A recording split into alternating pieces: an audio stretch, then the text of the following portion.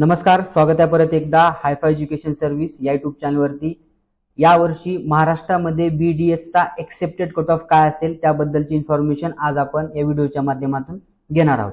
महाराष्ट्रामध्ये total BDS चे किती कॉलेजेस अवेलेबल आहेत तर गव्हर्नमेंट आणि गव्हर्नमेंट ॲडेड कॉलेज जे आहेत ते टोटल 4 कॉलेजेस आहेत आणि नंबर ऑफ सीट जे आहेत त्या 326 आहेत। प्रायव्हेट कॉलेजेस जे आहेत ते टोटल 25 कॉलेजेस आहेत आणि नंबर ऑफ सीट जे आहेत ते 2400 आहेत। डीम्ड कॉलेजेस टोटल 8 कॉलेजेस आहेत आणि नंबर ऑफ सीट जे आहेत ते 800 आहेत।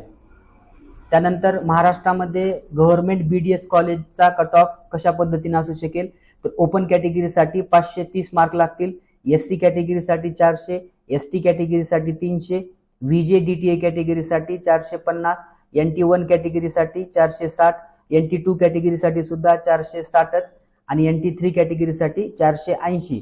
त्याचबरोबर OBC कॅटेगरीसाठी 500, EWS कॅटेगरीसाठी 520 अशा पद्धतीने गव्हर्नमेंट BDS चा एक्सेप्टेड कट ऑफ असेल। त्यानंतर BDS प्रायव्हेट कॉलेजमध्ये ओपन कॅटेगरीसाठी 230 मार्क्स लागतील।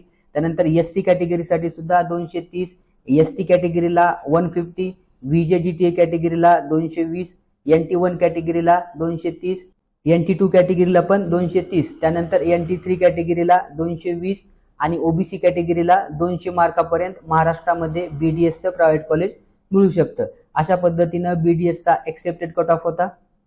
BDS कट ऑफ बद्दल आणखी काही तुमचे डाउट्स असतील तर तुम्ही कमेंट करू शकता। भेटूया नेक्स्ट व्हिडिओमध्ये, तोपर्यंत धन्यवाद।